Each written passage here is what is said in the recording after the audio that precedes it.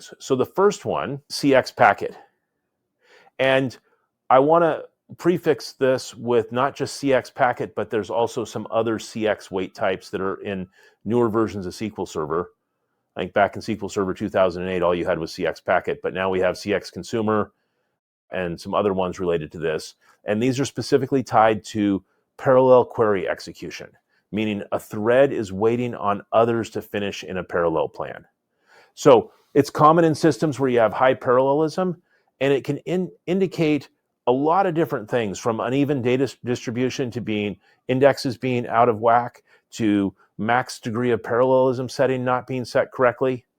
And basically with this, it's one of those that there's a lot of clues there. And some people look at CXPACKET and they think, oh, I can get rid of CXPACKET. And what they do is they just go set their max degree of parallelism to 1. And then there's no parallelism, which means you're not using all the cores on your system. So CXPACKET and the other CX weights are generally a good thing unless they're happening in excess. So it's like a team where one person's kind of not pulling their weight and they're holding everybody else up. Right. Now, think of it this way. If you have a query that is being run on a single core or single processor, all that work being done, there's no parallelism happening there. But if you have a query that's being split and run across 8 or 10 or 12 different cores at the same time, what's going to happen is some of those cores are going to run faster to get through the work that they've been assigned to do, and others are going to finish up later. So let's say 5 of those 10 cores are done doing what they need to do. Well, they're stuck waiting there now, waiting on CXPACKET while the other 5 finish what they're doing.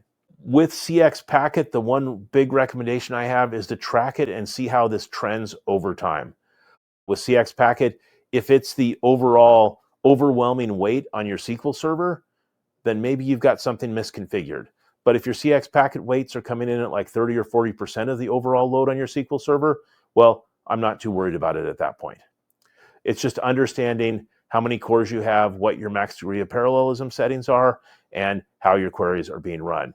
Now, there's some other settings you can adjust around things like the cost threshold for parallelism, and that will adjust how big a query has to be before it will be run parallel, and that can impact CXPACKET as well.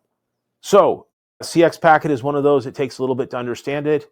It could be fragmented indexes, out-of-date statistics, or just a bad query plan.